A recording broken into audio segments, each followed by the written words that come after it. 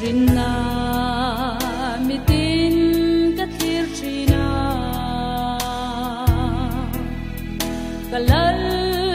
len na ko pui moi tu dan sa tele angel varpe limin an lenge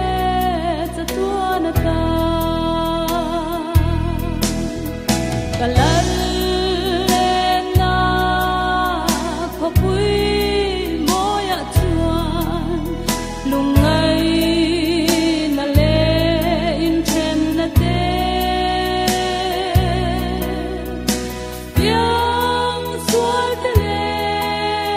chan hai riang te om to lovin pag na la moi kan rem to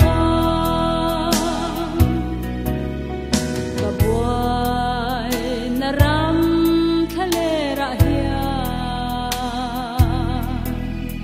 lungai trapri ma ila hina lui ral ka kai hun chuan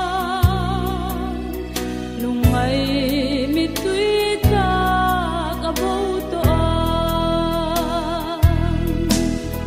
kalal na ko pui moya chuan lungai na le in chen na te yang sual te le chan hai riang te om to lovin pag na la moi kan rem to